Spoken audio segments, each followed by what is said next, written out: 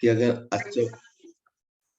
अचौर अणुवृत्त की आपको रक्षा करनी है, अचौर वृत्त की, अचौर्याणुवृत्त या अचौर महावृत्त की रक्षा करने के लिए इन 5 भावनाओं को भाना होगा। ये 5 भावनाएं आपको इस वृत्त की रक्षा करने में सहयोगी होंगी, है ना। देखिए, कोई भी काम करते हैं तो सहयोगियों को साथ में रखते हैं और असहयोगियों से छूटते हैं, तब काम होता है। तो ये 5 भावनाएं हमारे लिए सहयोगी है और अतिचार आदि हमारे लिए दुखदाई है। ऐसा समझ करके हमें अणुवृत्तों आदि के जो सहयोगी भावनाएं हैं उनको स्वीकार करना होगा और अन्य चीजों को छोड़ना होगा। तो लीजिए, अचौर अणुवृत्त के लिए कौन सी चीजें सहयोगी हैं उस बात को बता रहे। शून्यागार विमोचितावास, परो परोधाकरण, भयक्ष शुद्धि, सधर्मा विषमवादा पंच। ध्यान से सुनना। शून्यागार विमोचितावास, परो परोधाकरण, भयक्ष शुद्धि, सधर्मा विषमवादा पंच। वापस से देखिए। शून्यागार विमोचितावास, परो परोधाकरण, भयक्ष शुद्धि, सधर्मा विषमवादा पंच। तो बता रहे, इस सूत्र को पढ़ लिया होगा आपने, जिससे बनते नहीं बन रहा, एक बार फिर से पढ़ा देता हूँ, आप साथ में पढ़ लेना मन में। शून्यागार विमोचितावास, परो परोधाकरण, भयक्ष शुद्धि, सधर्मा विषमवादाः पंच। विषमवादाः बोलना है। अब बताते हैं कि किस प्रकार से ये हमें अचौर्य अणुवृत्त की या अचौर्य वृत्त की कहना चाहिए, क्योंकि ये महावृत्तों में भी लागू है। तो अचौर्य वृत्त की रक्षा करनी है तो हमें क्या करना होगा। तो कहते पहले वो जो शून्यागार, इनकी पांचों की चर्चा अपन करते हैं, पहले अर्थ पढ़ लो। शून्यागार तो बोलते हैं विमोचितावास, फिर परो परोधाकरण, भयक्ष शुद्धि, और सधर्म अभिसंवाद, विसंवाद नहीं, अभिसंवाद निकालना है। सधर्म अभिसंवाद, इस प्रकार से ये 5 भावनाएं हैं। अब ये 5 भावनाएं क्या क्या है, ध्यान से सुनो। कहते शून्यागार, शून्यागार और आवास, शून्यागार वास। इन्हें शून्य, देखो खासकर उन साधुओं के लिए है कि देखो, अब आज के समय की स्थिति में इसको घटित नहीं करना, पुराने समय के हिसाब से विशेष करके है ये कि साधु निवास कहाँ करें जिससे उन्हें उनकी अचौर्य वृत्त की भावना यानी रक्षा होती रहे। तो कह रहे क्या करना, शून्यागार आवास, शून्य आवास में, शून्य जगहों पर निवास करना। शून्य जगह का तात्पर्य क्या है? शून्य जगह का तात्पर्य है ऐसी जगह जहां निर्जन स्थान है। अब जब निर्जन स्थान में रहोगे, जहां कोई है ही नहीं, वृक्ष का कोटर है, जंगल है, आदि आदि ऐसे स्थानों पर रहना। जंगल में पर्वत है, पहाड़ है, गुफाएं हैं, कोटर आदि है, नदी आदि के तट में ऐसे स्थानों पर निवास करो। ऐसे स्थानों पर जब निवास करोगे तो आपके अचौर्य वृत्त की पूर्णतया सिद्धि होगी और वह अच्छी तरह से फलेगा। देखो, अगर सैकड़ों चीजों के बीच आप रहोगे तो हो सकता है आपके भावों में उद्विग्नता आ जाए, आपके विचारों में डगमगाहट हो जाए और आप कोई चीज को प्राप्त करने की भावनाएं बना लें। इसलिए क्या करो, शून्यागारवास। सानी ने कहा शून्य जगहों पर रहो, ऐसे स्थानों पर रहो जहां कोई है ही नहीं। जैसे पहाड़ है, बड़ी बड़ी गुफाएं हुआ करती थी, आज भी मिलती है, पहले भी हुआ करती थी। उन गुफाओं में रहो, गुफाओं में कुछ है ही नहीं है, चोरी आदि करने का भाव का विचार और साधन ही नहीं वहां पर। तो क्या करना, ऐसे स्थान पर रहो, ये गुफाओं में रहो, पर्वतों पे रहो, वृक्ष आदि के नीचे कोटर आदि होते हैं वहां रह जाओ, नदी आदि के किनारे पर रहो, समुद्र आदि के किनारे पर रहो, एकांत स्थान में रहना। सीधे शब्दों में कह दो, एकांतवास, एकांत स्थान पर रहना, ये शून्यागारवास कहलाता है, ऐसे स्थानों पर रहना। तो आपके अचल की रक्षा होगी। अब वो शिव साधु जिन्होंने सारी चीजों को छोड़ दिया है, कोई चीज उनके लिए और वहां पर कोई है ही नहीं, घर गृहस्थी को छोड़ दिया, घर परिवार को छोड़ दिया, तो घर परिवार में रहना नहीं, तो ऐसे स्थान पर रहो। दूसरा बोल रहे विमोचितावास। विमोचितावास का क्या असर है? विमोचितावास का मतलब, विमोचित माने छोड़ा हुआ,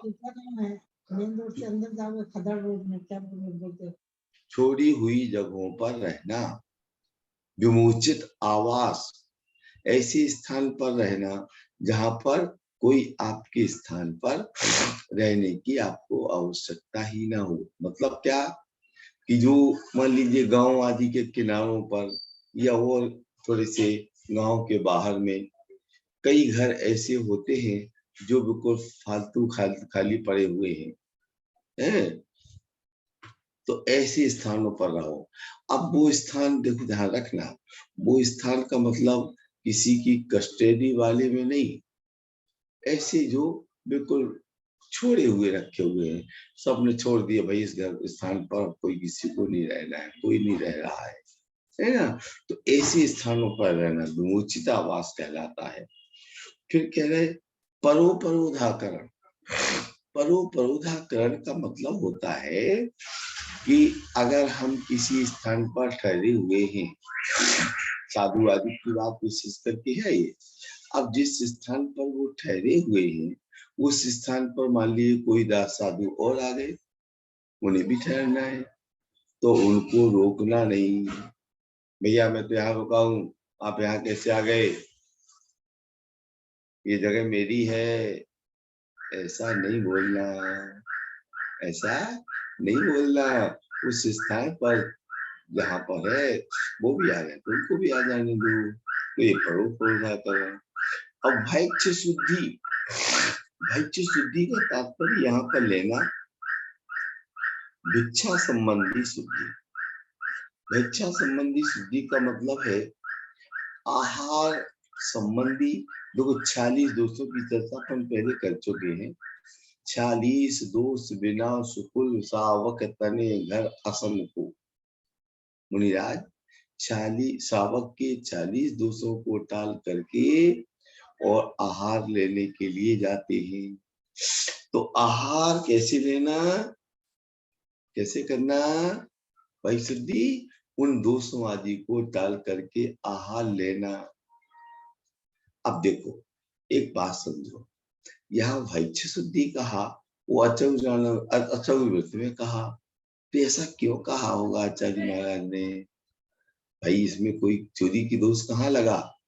तो सुनो, इसमें भी दो बड़ी गहराई से समझना, जैन दर्शन बड़ा गहरा है, बड़ा गहन चिंतन है इसमें। उनका कहना ये है, जो कई बार ऐसा भी हो सकता है, होगा ऐसा नहीं, परंतु कभी कभी ऐसा भी हो सकता है साधु को अंतराय आ गया। अंतराय आ गया माने अंतराय का साधन उपलब्ध हो गया, हो सकता है मान लीजिए छोटा मोटा बाल ही आपके आहार में आ गया, तो एक उपाय ये भी हो सकता है, देखा और भी अंतराय कर लिया। अब नहीं तो क्या किया, उस ग्रास को धीरे से नीचे, जो पात्र रहता है, ऐसा हाथ है नीचे तो पात्र रहते ही है, नीचे गिरा दिया। कोई त्रुला या कोई जीव जंतु दिख गया और उसको क्या किया, धीरे से नीचे गिरा दिया, दूसरा ग्रास ले लिया और बेहोश कर लिया। तो चोरी हुई कि नहीं हुई? समझ रहे हो कि नहीं समझ रहे हो? ये चोरी के दोष में आएगा। तो कहते हैं ऐसा नहीं करना, आहार आदि के सारे दोषों को टाल करके चलना। ऐसा होता है, मतलब मैं ऐसा नहीं कह रहा हूँ, आचार्यों ने भी इस बात को देखा होगा तब तो कहा है। और ऐसा होता हो भी जाता है। तो वो चोर अचौर वृत्त की रक्षा में कारण है कि भैया अगर आपको अंतराय आ गया, मान लिया आपका कोई पाप कर्म कोदय आ गया, आपका भी हो सकता है, श्रावक का भी हो सकता है, तो वो अंतराय का आ गया तो उसको छिपाओ मत, निकाल दो, सामने रखाओ और भैया छोड़ दो। भैया ये तो भाई शुद्धि में ये ऐसा लेना, आहार संबंधी शुद्धि। अब आहार संबंधी शुद्धि में अचल व्रत में क्यों लिया, तो इस प्रकार से लिया है। कोई कह सकता है, प्रश्न कर सकते हैं आप कि भाई इसको क्यों लिया, इसका तो कोई अर्थ ही नहीं था। या कई चीजों को आप जान रहे हैं कि अशुद्ध है, कई बार ऐसा भी होता है, आपने देख भी लिया, मान लीजिए ये आ रहा है, इसने छुआ गया है, फिर भी उसने जैसा भी बोला आया दे दे ले लिया, कैसे भी ले लिया।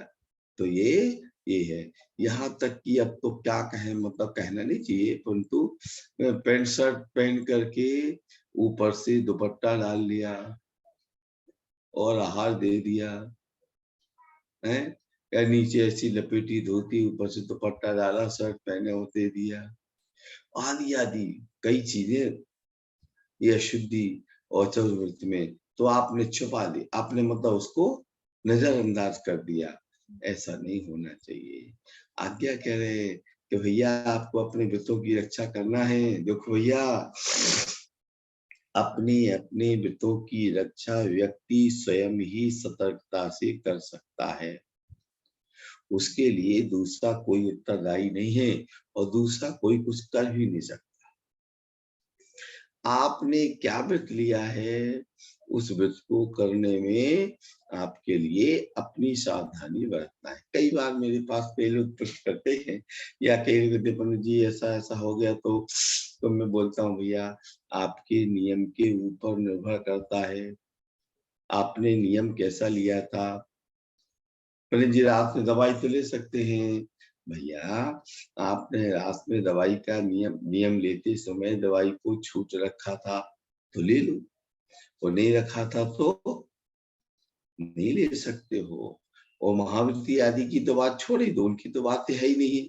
मतलब सामान्यतः की बात कर रहा हूँ कि आपने नियम ले लिया रात्रि भोजन का त्याग सब प्रकार का, अब ये तो ले लिया, और उसके बाद दवाई ले रहे हो, तो दवाई की छूट लेकर के आपने की भाई दवाई तो ले सकता हूँ मैं, बाकी के सब चीजों का त्याग करता हूँ, तो क्या है, आपके नियम में दोष नहीं लगे। और अगर आप ऐसा कर रहे हैं तो दोष लगेगा। तो ऐसा गली नहीं निकालना, क्या अपने वृत्तों की के लिए गली नहीं निकालना। गली निकालने का मतलब ऐसे रास्ता निकाला, ये तो चलता है यार, ये तो सब लेते हैं, सब लेते हैं, इसमें भी मत करना। कई चीजें ऐसी भी होती हैं कि कोई चीजें हम कहते हैं भैया अमुक तो करते हैं, अरे अमुक करते हैं, इससे हमें क्या लेना देना है, हमारा नियम ऐसा है इसलिए हम उसको ऐसे पालन करेंगे। हम्म? हमें कई लोग कहते, वो महान लोग मैंने इसको व्यक्तिगत किसी को नहीं लेना, महात तो भैया छाछ की दही की कढ़ी लेते हैं, तो आपको लेने में क्या दिक्कत। हम आपसे ये नहीं बोल रहे कि क्या कौन लेता है कौन नहीं लेता है, हमारा त्याग है तो हम नहीं लेंगे। हमें आप और दूसरे इसको बीच में लाने की आवश्यकता नहीं। कई लोग फिर ऐसा बोल रहे थे आप महाराज जी लोगों से बड़े हो गए, ऐसा भी बोलने लग जाते हैं। तो भैया महर्षि छोटे और बड़े का सवाल नहीं है यहाँ। डॉक्टर साहब को जो हलवा अच्छा लगता है वो हलवा खाते हैं।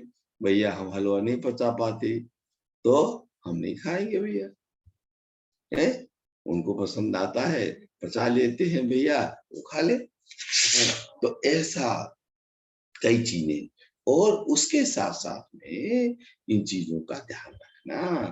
तो भाई शुद्धि का अर्थ यहाँ पर ये लेना कि माने अंतराय आदि को अंतराय आ गया और आपने अलग कर दिया, बतलाए नहीं, किसी को नहीं बताया तो बात खत्म है।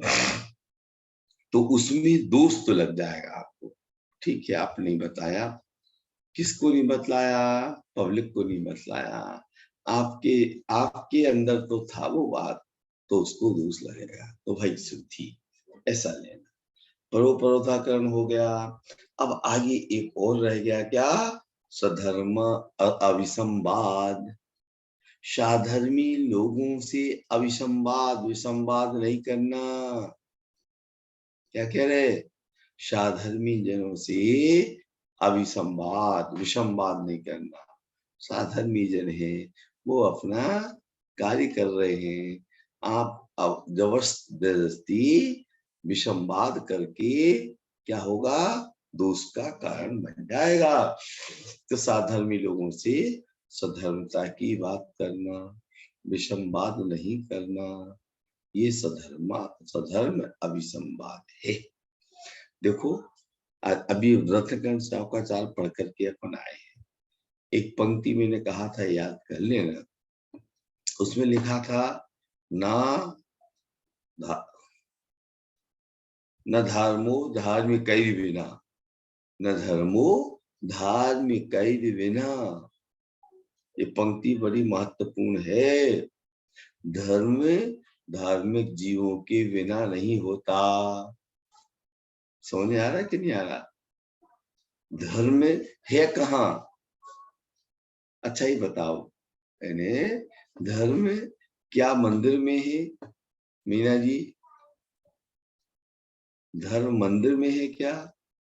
नहीं, धार्मिक जनों के पास धर्म है। अच्छा, तो और बताइए, धर्म वास्तव में तीर्थ क्षेत्रों में मंदिर है क्या?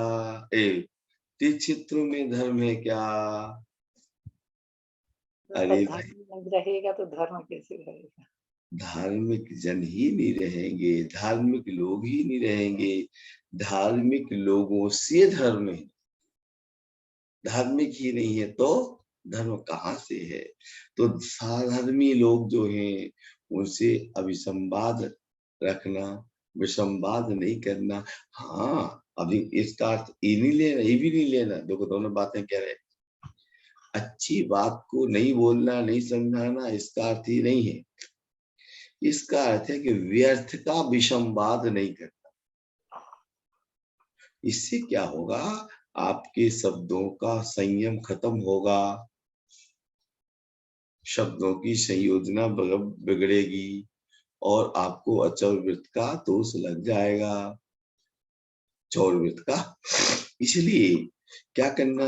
अभिसंवाद। देखो यथार्थता में अधार्मिक लोगों से तो विवाद बात करने नहीं है, वो साधर्मी लोगों से भी विषम बात नहीं करनी। विषम बात तो देखो किसी से भी करना अच्छा नहीं, किसी से भी हो विषम बात करना अच्छा होता नहीं। क्लियर बात हो गई? हाँ भाई, परंतु क्या करो, क्या करो? देखो उनको समझाया जा सकता है। देखो वो साधर्मी लोगों को, अगर साधर्मी है और उसकी कोई गलती है तो उसको समझाने में भी देर नहीं लगती और उसको समझने में देर नहीं लगती। ध्यान रखना, अगर कोई नाटक कर रहा है, सीधे शब्दों में कह दिया हूं, ऐसा नहीं कहना चाहिए, क्या? अगर कोई व्यक्ति धर्म का ढकोसला कर रहा है, धर्म की केवल दिखावा कर रहा है, तो ऐसे व्यक्ति को समझाना तो असंभव है। परंतु जो धार्मिक है, गलती हो सकती है, मानव से है, महावृत्तियों से हो सकती है, अनुवृत्तियों से हो सकती है और अवृत्तियों से भी हो सकती है। गलती होना कोई बहुत ज्यादा बड़ी बात नहीं है, सबसे हो सकती है। परंतु उस गलती को अच्छी तरीके से समझाना हमें आना चाहिए, और नहीं तो मौन रह जाओ, दूर किनारे हो जाओ, बिल्कुल अलग हो जाओ। कई बार दूर रहना अच्छा हो जाता है। ठीक है, वो अज्ञानी समझ जाएगा, आपको समझने दो। हो सकता है कोई वृत्ति, महावृत्ति आदि गलती कर रहा है और वो गलती को आप जान रहे हैं, या तो आप में इतना साहस होना चाहिए कि उससे जाकर के समझा सको, और अगर आपने देख लिया कि लाख कोशिश करोगे तो भी उसको समझना नहीं है, वो याद रखना, ऐसे लोग खासकर ज्यादा अड़ियल किस्म के हो जाते हैं, पाए जाते हैं, क्योंकि वो अपनी टेक पर बने रहते हैं। तो क्या करो भैया, तो फिर एक ही उपाय है, दूर रहो भैया उनसे, किनारे हो जाओ, आप अपने आप को अलग कर लो बस। अब कर्म का बंध जो कुछ करोगे आप जानो, या तो समझा दो, समझा सके तो मान सके तो अच्छी बात। अगर आपको लगता है कि कोई भी कीमत पर ये मान सकते नहीं है, तो आप अपने आप को किनारे कर लो। ये बात समझदारी, ये धर्मात्मा की पहचान है कि भैया हम दूर रहे, वो अच्छा है। अब पाप कर्म का उदय, जो गलत करेगा उसको भोगना पड़ेगा, चाहे संसार में कहते नहीं, जन्म में ना सही पर भव में मिलता है, अपने अपने कर्मों का फल सबको मिलता है। बस ये पंक्ति याद रखो, इस जन्म में ना सही पर भव में मिलता है, अपने अपने कर्मों का फल सबको मिलता है। निश्चित है, प्रत्येक जीव को अपने अपने कर्मों का फल मिला है, मिलता है, मिलेगा। और एक बात और सुनो, एक बात और सुनो, ये भी नहीं हमें सोचना है कि उसको कर्म का फल मिलेगा। हमें क्या करना है, वो तो विधि का विधान है, सो उसको मिलेगा, या जो होगा सो होगा, हमें उससे भी कोई लेना देना नहीं। अगर वो नहीं मान रहा है तो आप अपने आप को किनारे कर लो, ये आपकी सोच। देखो, आपकी कर्मों का बंध बढ़ेगा क्या, विषम बात करके आपके कर्मों का बंध बढ़ेगा कि नहीं बढ़ेगा? अच्छा बताओ, बोलो इंदू जी। बढ़ेगा, बढ़ेगा ना पंडित जी, जितना बात ही बात करोगे तो फिर उलझते जाओगे, कसाय उत्पन्न होते जाएगा तो बढ़ेगा ये बात एकदम बढ़िया बात है, कषाय उत्पन्न हो जाएगी, और कषाय उत्पन्न होने से क्या होगा, हमारा भी कर्म का आशो बढ़ जाएगा। तो डॉक्टर साहब, अठन्नी, ये कहते हैं ना, कमाई अठन्नी और खर्चा रुपया। खर्चा रुपया, ऐसा काम क्यों करो भैया, खर्चा आवाज नहीं आ रही पंडित जी। आवाज नहीं आ रही? अच्छा, आप लोगों को आवाज आ रही है? जी आ रही, अच्छा, आ रही है पंडित। डॉक्टर साहब आ रही तो कम आ रही है, कम आ रही है? नहीं, हमारे यहाँ तो क्लियर है पंडित जी। अच्छा, और किसी आपकी को आवाज दिक्कत? आवाज चल रही पंडित जी, आ रही पंडित जी, आ रही आवाज, आ रही है? आ रही है। फिर आपके यहाँ कोई नेट का प्रॉब्लम होगा, इशू होगा, हो सकता है ना? तो क्या कह रहे भैया कि कमाई अठन्नी और खर्चा रुपया, तो ऐसा काम नहीं करना भैया, है? ऐसे उन लोगों से भी संवाद नहीं करना, ऐसे लोगों के पास भी जाकर के समझाने की कोशिश नहीं करना। भैया तुम अपना जानो, हम अपना जाने, हम अपने माइंड को क्यों खराब करें, तुम जानो तुम्हारा काम जाने। क्योंकि आपको जब मानना ही नहीं है, हम समझ रहे हैं कि आप मानने को तैयार नहीं, तो भैया आप अपना काम करो। तो ऐसा भैया तो सधर्मी उनसे विसंवाद नहीं करना है, समझाना, क्लियर कर दिया हूँ सारी चीजों। अभी संवाद का मतलब अच्छी बातों को समझाने से विरोध नहीं है, परंतु अगर वो नहीं मान रहा है, नहीं मानता है, तो फिर वो जाने, तो फिर दूर रहो। क्योंकि आप यदि उलझे तो आपका भी मानसिक तनाव बदलेगा, कसाई बढ़ेगी और आप भी दुखी हो जाओगे। इसलिए दूर रहो, जैसा तुम जानो तो करो, आज नहीं तो कल कर्मों के फल को जिसको संसार का कोई जीव बचा नहीं है, आप जानोगे। परंतु हाँ, एक बात और कह रहा हूं आप लोगों से इस संबंध में, मतलब इस विषय प्रसंग में, कि हम और आप पढ़े लिखे हैं, हमारे आपसे खासकर जो त्यागी वृत्ति है, जो महावृत्ति है, अणुवृत्ति है, उनसे ज्यादा धर्म की और इसकी बात की अपेक्षा होती है, क्योंकि उनको फॉलो करने वाले हजारों लाखों करोड़ों लोग होते हैं। अगर वे आचरण गलत कर रहे हैं तो उनके आचरण को देख करके लोग वैसा आचरण करने लग जाते हैं। वो कहते हैं भैया महाराज लोग करते हैं, माता जी करती है, अमुक करते हैं, तो क्या दिक्कत है। तो आपने दूसरे लोगों को भी गलत मार्ग पर चलने के लिए प्रेरित कर दिया, तो उनके लिए कर्म का आश्रय बहुत तीव्र गति से होगा। अपन ने पढ़ा था 6 अध्याय में, तीव्र मंद ज्ञाता ज्ञात भावाधिकरण वीर विशेष व्यस्त विशेषा है, ये शुभ पढ़ा था। तो तीव्र परिणामों के कारण से उनको कर्म का सब तेज रूप से होगा। हम आप भी जो चीज को जान रहे हैं और उसके बाद भी वो करेंगे तो कर्म का सब तेज तीव्र रूप परिणामों से होगा।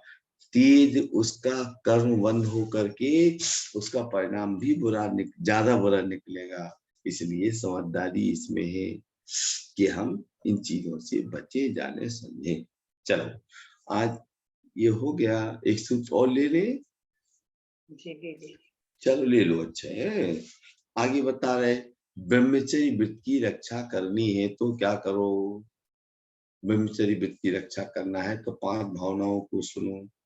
स्त्री राग कथा श्रवण तन मनोहरांग निरीक्षण पूर्व रतानुस्मरण श्रेष्ठ रस स्व शरीर संस्कार त्यागा पंच। ध्यान से सुनो, एक बार फिर से पढ़ रहा हूं। स्त्री राग कथा श्रवण तन मनोहरांग निरीक्षण पूर्व रतानुस्मरण श्रेष्ठ रस स्व शरीर संस्कार त्यागा पंच। बन जाएगा, पढ़ते एक बार मन में पढ़ लो जल्दी से सब लोग। स्त्री राग कथा श्रवण निरीक्षण पूर्व श्रेष्ठ शरीर संस्कार त्यागा पंच। देखो सूत्र थोड़ा बड़ा है, लंबे लंबे शब्द हैं, इसलिए सावधानी से पढ़ना। एक बार फिर से पढ़ रहा हूँ, सुन लो ध्यान से। क्या पंडित जी, व्रस एष्ठ है, व्रस एष्ठ, वृश्रेष्ठ, वृश्रेष्ठ, व्रश्रेष्ठ। हाँ अच्छा, व्रश्रेष्ठ ये नहीं है, वृश्रेष्ठ एक साथ पढ़ना है, वो एक साथ व्रश्रेष्ठ जैसे श्रेष्ठ होता है। वृश्रेष्ठ नहीं, वृश्रेष्ठ आधा सा है, वृश्रेष्ठ। व्रश्रेष्ठ स्त्री राग, ध्यान से सुनो, स्त्री राग कथा श्रवण तन मनोहरांग निरीक्षण पूर्व रतानुस्मरण वृश्रेष्ठ रस स्व शरीर संस्कार त्यागा पंच। क्या कह रहे हैं कि स्त्री राग कथा श्रवण त्याग, लंबा लंबा होगा ये, स्त्री राग कथा श्रवण क्या त्याग।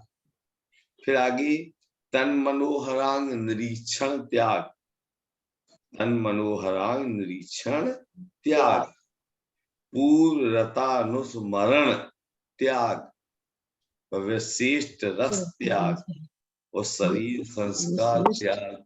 रस त्याग। अब इसको बहुत ध्यान से सुनो। पहली बात तो स्त्री राग कथा श्रवण त्याग। स्त्रियों में राग बढ़ाने वाली कथाओं के सुनने का त्याग करना। क्या? स्त्रियों में राग बढ़ाने वाली कथाओं को सुनने का त्याग करना। अब स्त्रियों के लिए क्या लागू होगा? इससे उल्टा पुरुषों में राग बढ़ाने वाली कथाओं का त्याग करना। पुरुषों के लिए स्त्री शब्द आ जाएगा और स्त्रियों के लिए पुरुष शब्द रहेगा। जिससे पुरुषों में राग बढ़ता है ऐसी कथाओं नहीं सुनना। जिनमें स्त्रियों का राग, स्त्रियों के प्रति राग बढ़ता है ऐसी कथाओं को नहीं सुनना। एक बात आगे के तन मनोहर निरीक्षण त्याग। तन मनोहर अंग निरीक्षण त्याग। उनके मनोहर अंगों के देखने का त्याग करना। उनके सुंदर शरीर को राग पूर्वक देखने का, एक शब्द रखना, राग पूर्वक देखने का त्याग करना। राग की दृष्टि से, विषयों की दृष्टि से उनमें जो शरीर में आकर्षण है, आकर्षण के कोई विशेष अंग हैं, उन विशेष अंगों को देखने का त्याग कर देना। भैया इनको नहीं देखना। अपनी दृष्टि को बड़ा निर्मल और पवित्र बनाना। अब उसको दृष्टि को बिल्कुल बनाना कि भैया उनके मनोहर आदि अंगों को नहीं देखना। तन मनोहर निरीक्षण पूर्व रता अनुस्मरण। पूर्व में भोगे हुए भोगों की स्मरण नहीं करना। पूर्व में आपने, पुरुषों ने या स्त्रियों ने जो भोगों को भोगा था, तो उन भोगों को बार बार याद नहीं करना। वो याद करोगे तो राग बढ़ेगा, विषय वासनाएं बढ़ेंगी और उन विषय वासनाओं के फलस्वरूप आप अब ब्रह्म का सेवन कर लोगे, ब्रह्मचर्य में दोष लगेगा। तो पूर्व में भोगे हुए भोगों को भी बिल्कुल याद नहीं करना। और विशिष्ट रस, ये दो आगे के बहुत अच्छे हैं, बहुत ध्यान से सुनो। ऐसे रस का त्याग, माने ऐसे भोजन का त्याग, सीधे शब्दों में कह दो, ऐसे भोजन का त्याग करना जिससे विषय वासनाएं बढ़ती हों। यानी कई भोजन जो मतलब खास करके जो कामोत्तेजक जो भोजन है, गरिष्ठ रसों का त्याग करना। गरिष्ठ भी, और यानी खास करके जो विषय वासनाओं को बढ़ाने वाली है, गरिष्ठ भोजन भी नहीं करना है। गरिष्ठ भोजन से तो केवल स्वास्थ्य खराब होगा, देखो मीना जी, परंतु कुछ ऐसे रस जो विषय वासनाओं को बढ़ाने वाले हैं, वो उत्तेजनाएं बढ़ती हैं, ऐसी रसों का त्याग नहीं कर देना।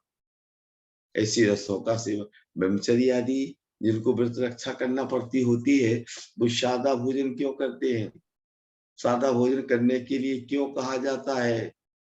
भैया इससे आपकी विषय वासनाएं बढ़ जाएंगी अगर ऐसी काम उत्तेजक आप भोजन को करोगे तो। इसलिए ऐसे भोजन को नहीं करना। विशिष्ट रस त्याग। फिर स्वशरीर संस्कार त्याग। स्वशरीर संस्कार त्याग, अपने शरीर के संस्कारों का त्याग। संस्कार मतलब सजाना संवारना। ध्यान से सुनो, बहुत बड़ी चीज है ये तो आजकल बड़ा पालन बहुत ही कम होता है। अपने शरीर को सजाने संवारने का त्याग। अब लोग जाते तो मंदिर है, ईमानदारी से कहना, आप सोचना और प्रैक्टिकली देखना, जहां मंदिर में श्रृंगार का त्याग होना चाहिए वहीं सबसे ज्यादा सज करके लोग जाते हैं, सबसे ज्यादा श्रृंगार करके जाते हैं। ईमानदारी से सोचना, क्या वो श्रृंगार दिखाने की स्थान है क्या वहां? नहीं। नहीं। वहां श्रृंगार दिखाने का स्थान नहीं है वो तो श्रृंगारहीन होकर के जाना चाहिए। सादा वस्त्र पहन करके जाओ, जिससे आपका शरीर ढक सके, और शरीर ढक करके जाओ। लोग, अगर दूसरे शब्दों में कह दूं तो बुरा नहीं मानना, अंग प्रदर्शन के वस्त्र पहनने लग गए लोग। अंग प्रदर्शन के वस्त्र पहनने शुरू हो गए, जिससे अंग दिख सके हमारी। ऐसी वस्त्रों का उपयोग करते हैं लोग, और खासकर मंदिरों में करते हैं। ये बहुत ज्यादा गलत है। आप अपने ब्रह्मचर्य में दोष लगा रहे हो, और दूसरे के से अपने को विशेष देने की बात नहीं है। आप अपने में दोष लगा रहे हो एक बात, और दूसरे की भावनाएं भी उससे खराब होने का निमित्त कारण बन रहे हो। दूसरे की भावनाएं बिगड़ने में भी आप निमित्त कारण बन रहे हो। इसलिए समझदारी पूर्वक करो, और खासकर श्रृंगार सामग्री, अब उस पर विचार करो। श्रृंगार की जो सामग्रियां बाजार में उपलब्ध है, वो सामग्रियां क्या अहिंसक हैं? जी नहीं। अरे भैया, श्रृंगार की सामग्रियां तो अहिंसक होंगी नहीं, हिंसक ही होना है वो। तो हिंसक सामग्री का उपयोग करना कभी कहीं भी नहीं करना चाहिए, जिसे मंदिर आदि में तो करना ही नहीं चाहिए। तो अपने शरीर के संस्कारों का त्याग करने, ब्रह्मचर्य की रक्षा करना है आपको, तो आपको देखो, खास करके सफेद वस्त्र पहनने की क्यों आदेश दिया? सफेद वस्त्र, सादा वस्त्र पहनो। सफेद पहनोगे तो क्या होगा? वो लिबास ही आपका आकर्षित करने वाला नहीं होगा, उससे आकर्षण नहीं बढ़ेगा। वो चटक फटक की चीज करोगे तो आकर्षण, आपका भी ध्यान दूसरी जगह जाएगा। आपको उसको संभालने की बात रहेगी, और दूसरे को भी उसमें ज्यादा आकर्षण बढ़ेगा, तो उससे कर्म का आश्रय होगा। दोनों को ब्रह्मचर्य का भंग का दोष लगेगा, दोनों को ब्रह्मचर्य भंग का दोष लगेगा। इसलिए अपने ब्रह्मचर्य की रक्षा कर। देखो, अपनी रक्षा अपने हाथ में है, ध्यान रखो। बस इतने कह सकता हूं मैं, बाकी आप समझदार हैं। अपनी रक्षा अपने व्रत की, अपने शील की। अगर शील सुरक्षित नहीं है तो क्या बचा आपके पास? इसलिए अपने शील की सुरक्षा करना है, तो आप ही अपने आप को ऐसे बन जाओ कि जिससे कहीं कोई प्रकार का दोष हो भी नहीं। ठीक है? ऐसा जान समझ करके ये ब्रह्मचर्य वृत्ति करना, और ये चीजें सब चीजों में लग जाएंगी। स्त्रियों को पुरुषों में, पुरुषों को स्त्रियों में, आदि आदि। ये 2 सूत्र पढ़ लिए, सूत्र बड़े हैं, 5-5 बच्चे हैं। आगे के लिए कल और पढ़ेंगे। ध्यान से इन चीजों को, संकेतों को, आचार्यों के संदेश को हम बड़े ध्यान से सुन करके, समझ करके आगे बढ़ते चले, तो उससे क्या होगा? हम अपने धर्म की रक्षा कर सकेंगे, अपनी रक्षा कर सकेंगे। ठीक है? ओम नमः सिद्धेभ्यः।